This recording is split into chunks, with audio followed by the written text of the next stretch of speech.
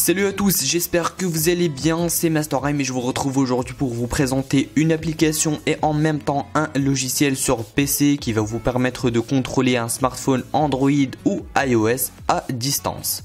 Il faut savoir que j'ai été contacté par le site, donc cette vidéo est un partenariat avec eux, mais j'ai le droit de dire ce que je pense de l'application et vous allez voir que je vais vraiment dire ce que je pense de ce logiciel parce qu'il n'y a pas que des qualités. Avant de commencer la vidéo, si tu es nouveau sur la chaîne YouTube, sache que je propose plein de vidéos pour montrer des astuces sur iOS et Android, parfois exclusives, et il y a même des tests d'objets high-tech, donc n'hésite pas à t'abonner pour me soutenir. Donc tout d'abord, sachez que le logiciel est disponible gratuitement en version d'essai avec quelques limitations bien sûr.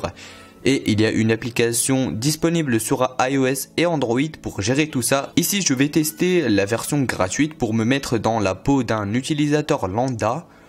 Donc, on passe tout d'abord par le site pour télécharger le logiciel. C'est un site super clean avec un très beau design. ApowerSoft propose d'ailleurs plusieurs logiciels, mais nous, on va s'intéresser à celui qui permet de contrôler un smartphone à distance, ApowerSoft Mirror. Une fois sur l'interface, vous avez deux choix, soit par câble ou sans fil.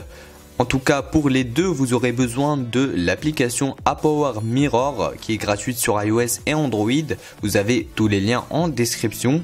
Et je vous le dis tout de suite, si vous n'avez pas une bonne connexion Wi-Fi, c'est vraiment pas la peine d'essayer l'option sans fil parce que c'est juste impossible à gérer. Ça saccade, la qualité est extrêmement médiocre. J'ai été très déçu sur ce point là car c'est la fonction qui m'a fait accepter le partenariat. Mais j'ai vu que si vous avez la fibre, ça pose aucun problème. Par câble, ça va encore, franchement la connexion se fait très rapidement. Une fois le câble branché, l'appli d'ApowerSoft se lance toute seule et là vous aurez qu'à accepter l'enregistrement de votre écran sur votre smartphone. C'est assez fluide, la qualité reste pas énorme mais on ne peut pas en demander trop vu que le logiciel est gratuit. Vous avez en plus quelques options par-ci par-là, le mode plein écran qui est disponible que en version payante, un mode capture d'écran et un mode pour enregistrer l'écran de votre smartphone. Sachez que si vous avez un smartphone compatible avec double tap pour déverrouiller, eh bien vous pourrez le faire via le logiciel.